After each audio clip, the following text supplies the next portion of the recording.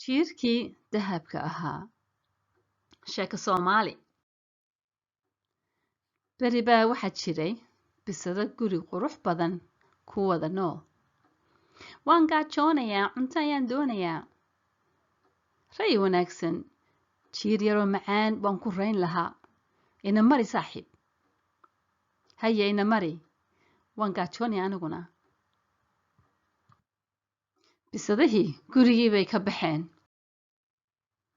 Jiir badan ayaa meel ku dhow guriga ku dhuumanayay. Eeg bisadihii way baxeene. Gurigu waa ammaan intay ka maqan yihiin. Miyayna arkeen? Maya, xaggan may soo eegin. Ina mari, guriga gudihiisa soo daawana eh. Way ugaarsi tageen. Hadday dhaqso u soo noqdaan, iyagoo dhergay ayay imanayaan. Markaa ina cuni maayaan.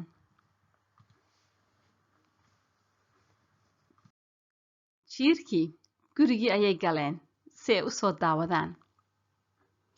Khudraddan baleeg, wanaagsana. Talo bisadu ma cuntaa? Maya ma cunto, jiirkay cuntaa. Ayaynaa meesha ku raagin.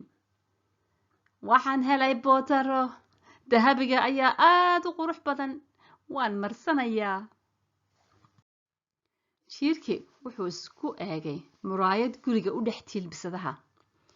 Jiirkii aad ayuu isla dhacay oo isku maleeyay inuu dahab ka kooban yahay. Bal quruxdayda eeg. Jiirka adduunyada ugu qurux badan miyaanan ahayn? Waar qurux lahayna dhaqso inooga saara guriga. Waa kuwan bisadihii. Bisadihii miyay soo noqdeen? Jiirkii dahabka ahaa wuu isdhaga tiray oo wuxuu sii watay ciyaar iyo boodbood. Dhaqsada intaanayna arkin bisaduhu.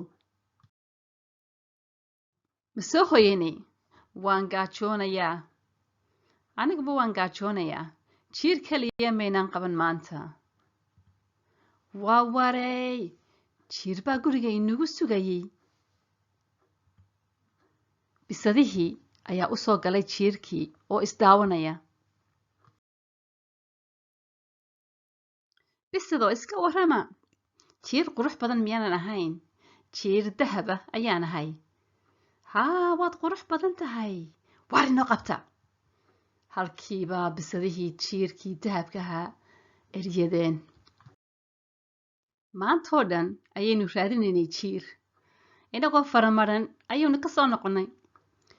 Gurigii markaynu nimi, jiir baa inagu sugayay. Waar muxuu macaanaa. Halkaas ayuu ku dhintay jiirkii saaxiibadihii talada ka qaadan waaye. Haddii aad dhegaysato ehelkaaga iyo asxaabtaada, waad ka nabadgeli kartaa dhibaatooyin fara badan.